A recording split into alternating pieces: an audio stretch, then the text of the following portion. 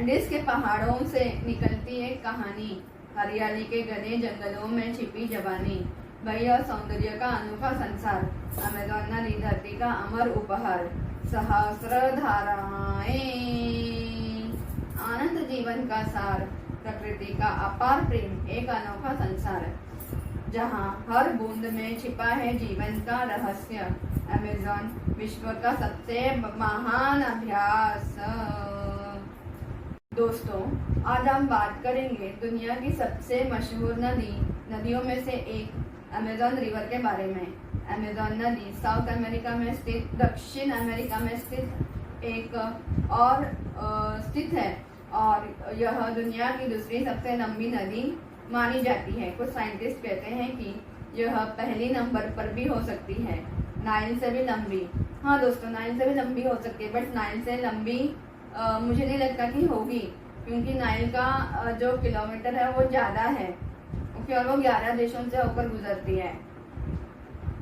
मैंने एक वीडियो उस पर बना के रखा ही है, आप जाकर देख सकते हो, ओके। और इसकी जो लंबाई है वो है 6400 किलोमीटर। अमेज़न रिवर की जो लंबाई है वो है 6400 किलोमीटर। कहाँ? हमारी गंगा का तो 2525 किलोमीटर कुछ है, ये 6400 किलोमीटर है दोस्तों, ये तो हो गई। और यह नदी ना एंडीज के पहाड़ियों से निकलती है, पेरू से शुरू होती है, ब्राजील के थ्रू गुजरकर अटलांटिक महासागर में जाकर मिलती है। इस नदी का बेसिन यानी कि इसका ड्रेनेज एरिया जो है ना वो दुनिया का सबसे बड़ा ड्रेनेज एरिया है, ओके। और यह एरिया जो है ना वो लगभग 7 मिलियन स्क्वायर किलोमीटर का है, जहाँ की मतलब 70 मिलियन वर्ग किलोमीटर का है दोस्तों। वो एरिया जो है ना ड्रेनेज एरिया वो, और इसमें ये इतना बड़ा है कि इसमें 9 देश आते हैं, Brazil, Peru, Colombia, Venezuela, Ecuador, Bolivia, Guyana, Suriname और फ्रेंच गुयाना। अमेज़न रिवर में ओके वो सारे आते हैं। अमेज़न रिवर में 1100 से भी ज़्यादा ट्रिब्यूटरीज है, यानी कि छोटी नदियाँ जो इसमें मिलती है। और इसमें ना छोटी छोटी नदियाँ, उसकी जो सहायक नदियाँ, जैसे हमारे यहाँ पे गंगा है, गंगा की सहायक नदी कौन सी है? यमुना है, सोन है, कोशी है, बिटवा है, गंडक है, घाघरा है, बाद में बहुत सारे नदियाँ हैं गंगा के ट्रिब्यूटरीज, ओके। उसमें से या अगर हम सिंधु नदी भी लेते हैं, ओके, सिंधु नदी जो पंजाब में वहाँ पे 5 नदी उनकी ट्रिब्यूटरीज हैं, और फिर उसको हम सप्त सिंधु बोलते हैं, ओके, यानी कि 7 सिंधु को पकड़ के 7 हो जाता है। वैसे यहाँ पर 1100 से भी ज़्यादा है दोस्तों, ओके। और वहाँ पर पाकिस्तान में काबुल नदी आती है, काबुल से आती है अफगानिस्तान से, वो भी इसमें आकर मिलती है। प्लस और एक नदी है आपका 5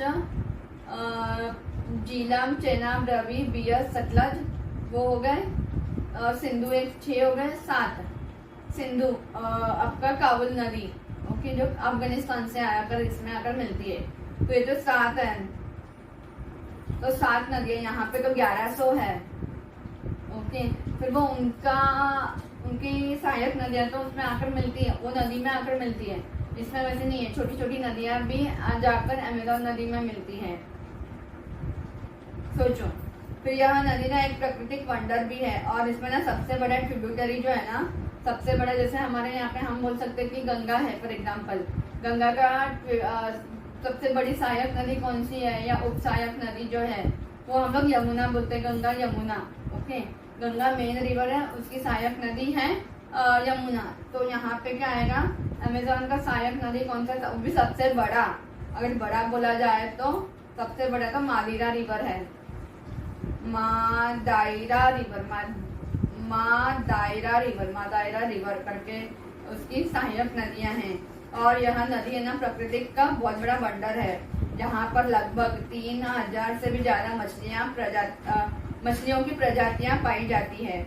अमेज़न का जंगल यानी कि अमेज़न रेन फॉरेस्ट इस नदी के आसपास ही है। इस नदी के रेन फॉरेस्ट है ना, जहाँ पे इतने सारे पेड़ इतने सारे पेड़ होते हैं कि मत पूछो, आप उसको गिनती आप ये हो जाओगे।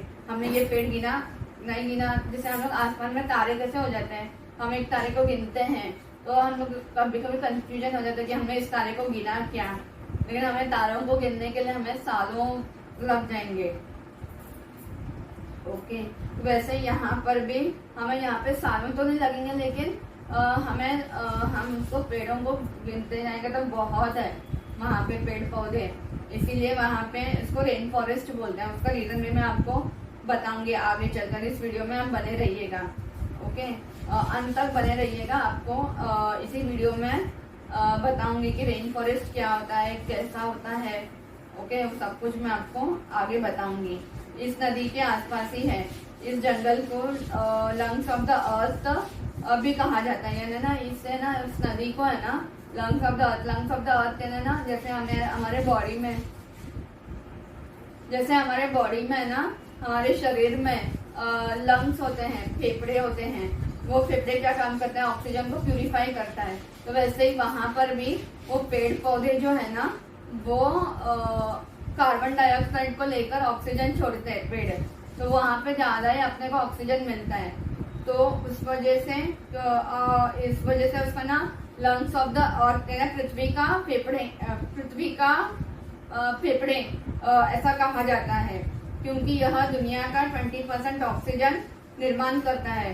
जैसा कोई भी फिल्म आ रही है तो उसका निर्माता होता है, प्रोड्यूसर होता है, वैसे ही वहाँ पर ऑक्सीजन का वो अमेजोन प्रोड्यूसर जैसा आप बोल सकते हो। ओके, क्योंकि वो 20% ऑक्सीजन जो है ना वो वहाँ पर निर्माण करता है पूरी दुनिया के लिए।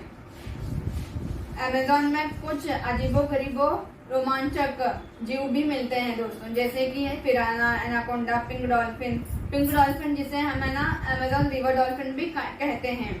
अमेजोन रिवर सिर्फ एक नदी नहीं बल्कि एक पूरी दुनिया है, जिसमें प्रकृति, जीव जंतु और मानव सब एक साथ रहते हैं। क्योंकि वहाँ पे जंगली जो मानव है ना, मतलब क्या बोलूँ मैं आपको, जंगली तो बोल नहीं सकती, बट हाँ जैसे ट्राइब्स होते हैं। अगर आपने देखा होगा अपने यहाँ पे अंडमान निकोबार में जो निकोबारिस जो ट्राइब्स होते हैं, जो हमें अगर हम जाते भी हैं वहाँ पर तो वो हमारे ऊपर वो अटैक करते हैं। तो वैसे वाले ट्राइब्स जो है ना वहाँ पर भी है, अमेजोन नदी के किनारे ना वहाँ पर भी बसे हैं। ओके, और अब हम बात करते हैं एक ऐसे ही जीव को जो अमेजोन के जंगल का असली किंग कहा जा सकता है दोस्तों। ओके, इससे है ना दोस्तों हम अमेजोन का किंग बोल सकते हैं, यह ऐसा जानवर है। ओके, तो अमेजोन रेन फॉरेस्ट में पाया जाने वाला नॉर्थर्न ग्रीन एनाकोंडा है, दुनिया का सबसे बड़ा और भारी जिंदा सांप है। ये एक स्नेक है जो दुनिया का सबसे बड़ा और भारी, एकदम हैवीएस्ट बोल सकते हैं इसको हम। जैसे हम बोलते हैं ना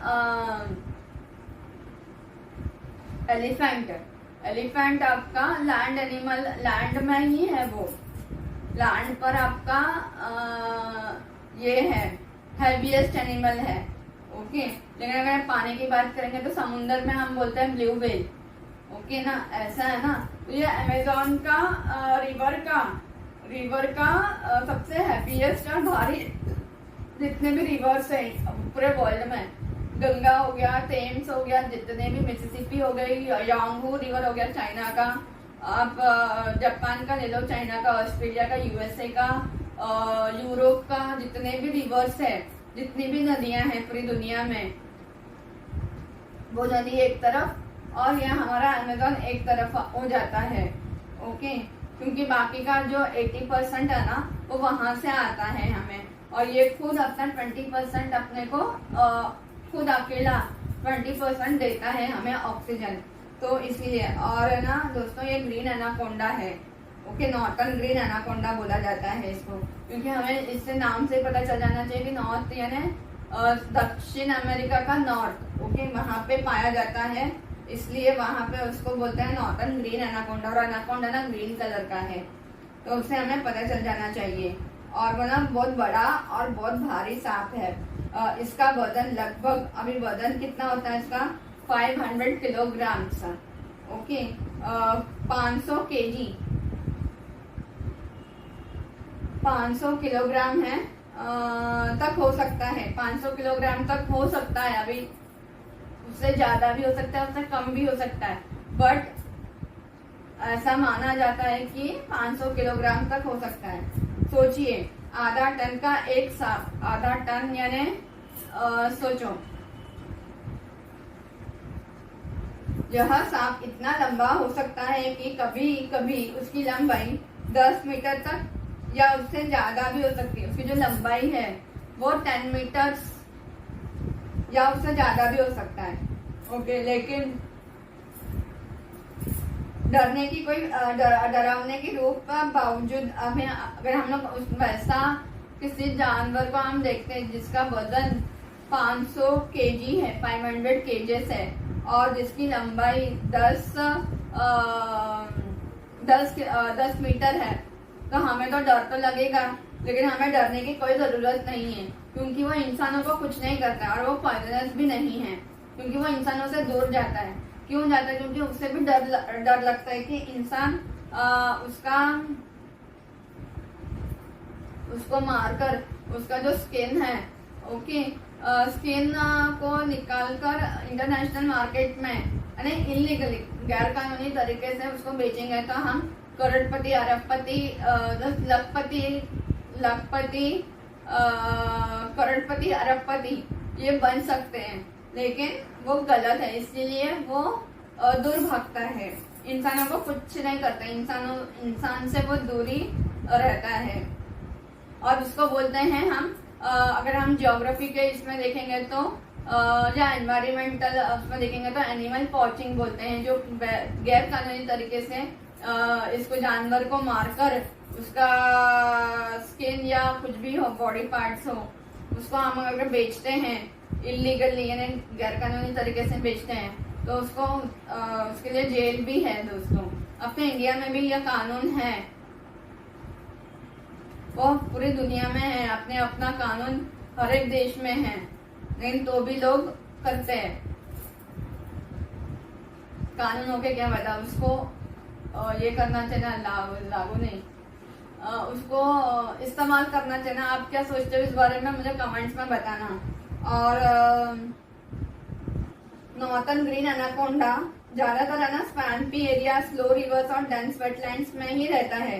यानी स्वैम्पी यानी ना गिल्ला जगह, जहाँ पर ज्यादा गिल्ला जगह, गिल्ला यानी हमेशा बारिश होनी चाहिए, हमेशा गिल्ला जगह रहना चाहिए उसको। अभी अपना जमीन, अपना ये है, अपना घर या अपना इंडिया बोल लो एग्जाम्पल, इंडिया में तो ज्यादा कभी बारिश होती नहीं है, ओके, 4 महीने होती है, 4-5 महीने होती है, ओके, तो वहां पे आपको ना उसको एनाकोंडा को है ना पूरा पानी पानी पानी चाहिए।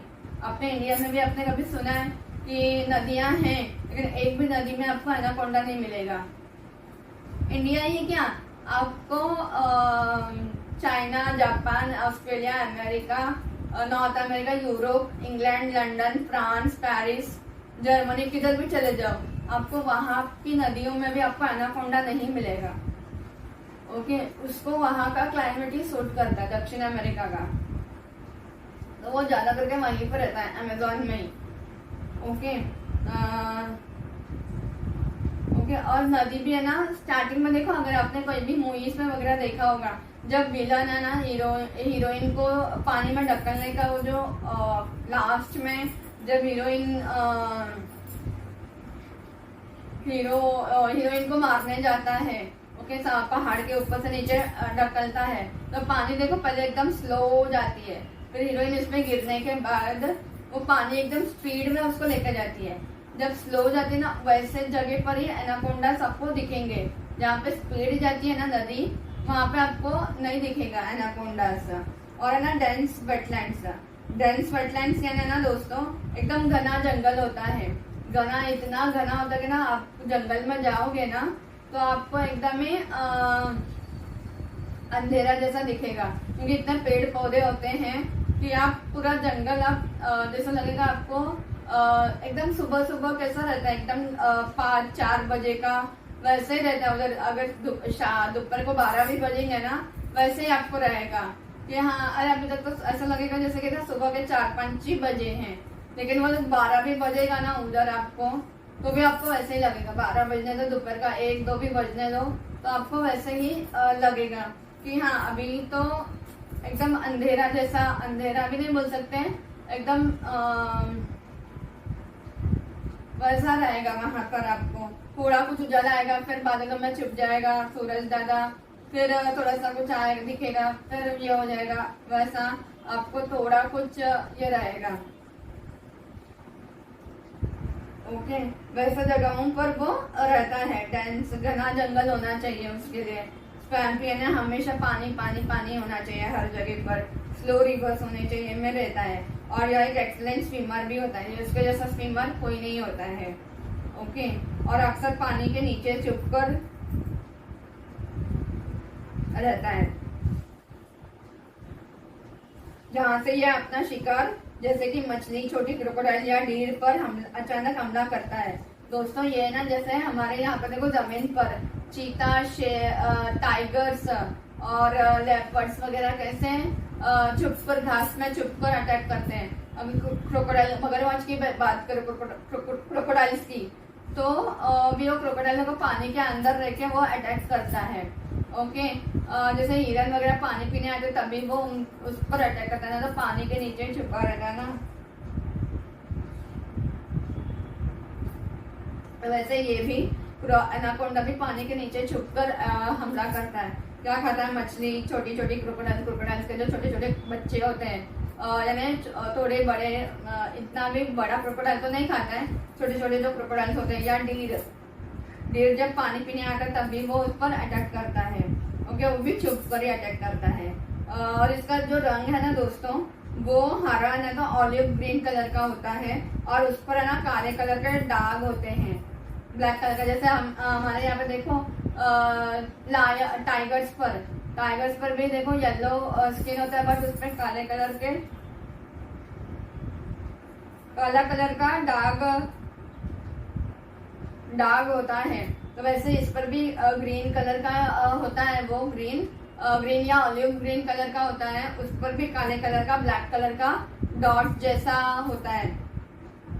ओके, जो इसे जंगल में कोमोफ्लैग बना देता है। कोमोफ्लैग यानी वही होता है छुप कर अटैक करना, अटैक करना, जो मैंने आपको पहले बताया था, हमला करना। ओके, छुप कर हमला करना, पानी के अंदर छुपकर हमला करना, वही मीनिंग होता है कैमोफ्लेज का।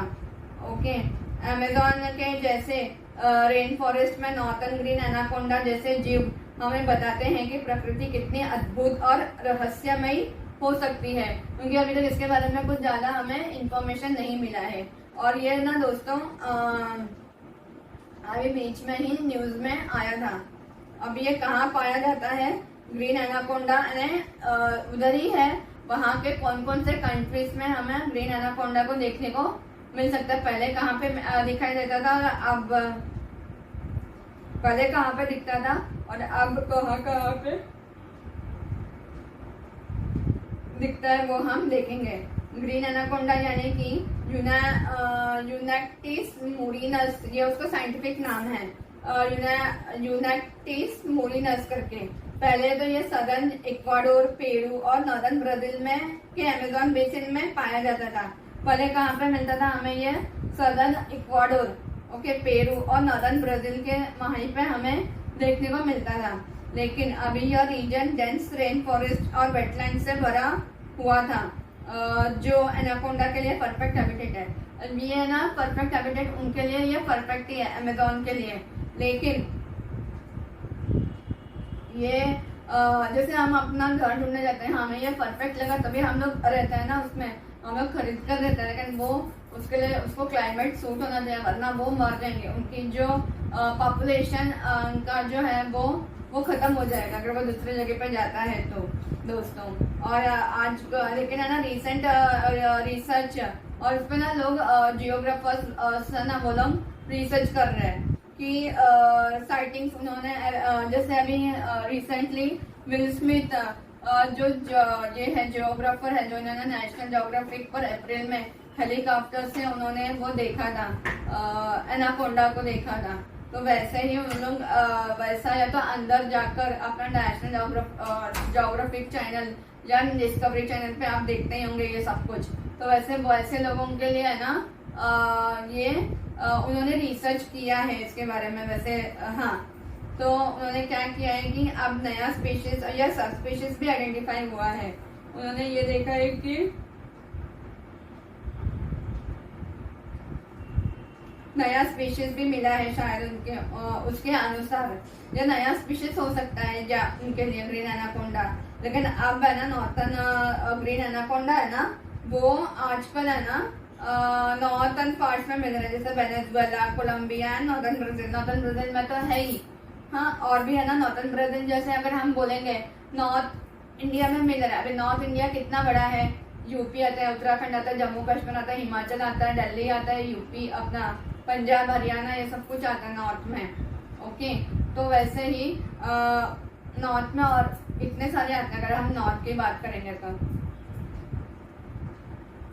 नॉर्थ इंडिया की बात करेंगे तो वैसे ही दक्षिण अमेरिका में भी नॉर्थ में ब्राजील तो बहुत ही बड़ा है अगर आपने मैप में देखोगे तो। ओके, तो वहां पे ये अभी दिख रहा है। और इसका मतलब क्या यह है कि पहले green anaconda southern Amazon basin जैसे पेरू, इक्वाडोर में पाया जाता था, लेकिन अब उसने अपना पहले तो सदर्न अमेज़न बेसिन में पाया जाता था जैसे पेरू और इक्वाडोर में, लेकिन अब वो पाया जाता है नॉर्दर्न में, वेनेजुएला, कोलंबिया में भी अब दिखने लगा है दोस्तों। लेकिन अब एक इसका डिस्टिंक्ट नॉर्थन पॉपुलेशन भी पाया गया है और इसका दूर का रिश्तेदार भी हमें मिला है दोस्तों, जो जेनेटिकली अलग हो सकता है।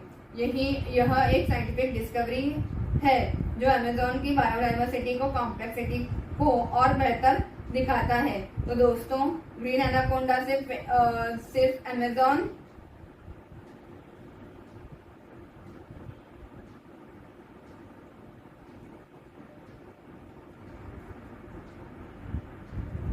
अमेज़न का किंग नहीं बल्कि एक रहस्य भी है जो हर दिन नए सीक्रेट्स खुलता जा रहा है। हाँ दोस्तों, तो ये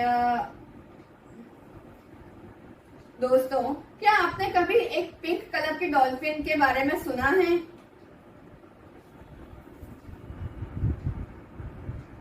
सुना है? हाँ, अमेज़न रिवर में पाई जाती है एक मैजिकल जीव पिंक डॉल्फिन। पिंक डॉल्फिन का असली नाम है अमेज़न रिवर डॉल्फिन या इनाया जियोफेरेनेसिस। ये दुनिया की सबसे बड़ी फ्रेश वाटर डॉल्फिन स्पीशीज है। यह डॉल्फिन लाइट ग्रे कलर की होती है जब छोटी होती है, लेकिन जैसे जैसे बड़ी होती है उसका रंग पिंक होने लगता है। कुछ साइंटिस्ट मानते हैं कि मेल्स का पिंक कलर एग्रीगेशन या डोमिनेंस दिखाने के लिए होता है। यह डॉल्फिन काफी इंटेलिजेंट होती है। इनका ब्रेन साइज ह्यूमन से भी बड़ा होता है प्रोपोर्शनली। इनकी आंखें छोटी होती है, लेकिन यह इकोलोकेशन का यूज करके अंधेरे पानी में भी इजिली नेविगेट कर लेते हैं। देखो दोस्तों, और हमें यहाँ पे गूगल मैप्स लगता है या हम अगर चल भी रहे हैं, हमें कहीं जाना है तो हम किसी को पूछते हैं कि अब यहाँ पे कैसे जाते हैं। अगर कोई गया है उस जगह पे हमें जाना है तो आप कैसे गए, क्या क्या है वहाँ पे, तो हमें सब लोगों से पूछना पड़ता है। ओके, तो हाँ, तो वैसे ही लेकिन इसको इकोलोकेशन से ये अंधेरे में भी चले जाते हैं। हम लोग गूगल मैप्स वगैरह का यूज करते हैं। यह डॉल्फिन्स अमेज़न के रिवर, फ्लड प्लेन्स और जंगल के बीचों बीच मिलती है, जहाँ रेनी सीजन में पूरा फॉरेस्ट पानी से भर जाता है। और अब हम बात करते हैं अमेज़न के सबसे नोटेरियस क्रिएचर पिराना। पिराना एक स्मॉल बट डेडली फिश है जो अपने शार्प टीथ और एग्रेसिव फीडिंग बिहेवियर के लिए मशहूर है। पिराना की लगभग 70 प्रजातियां अमेज़न बेसिन में पाई जाती है। सबसे मशहूर है रेड बेलेट पिराना। उसका ना पेट है ना पिराना का, वो लाल कलर का होता है, रेड कलर का। ओके, और है ना वो दोस्तों उसके दांत इतने तेज होते हैं ना कि वो एक मछली को कुछ सेकंड्स में चूस सकती है।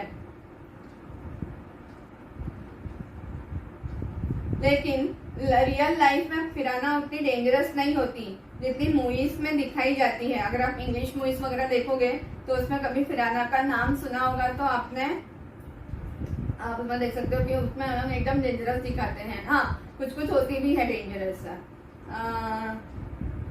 वो जनरली स्मॉल फिश, इंसेक्ट्स और कभी कभी डेड एनिमल्स खाती है।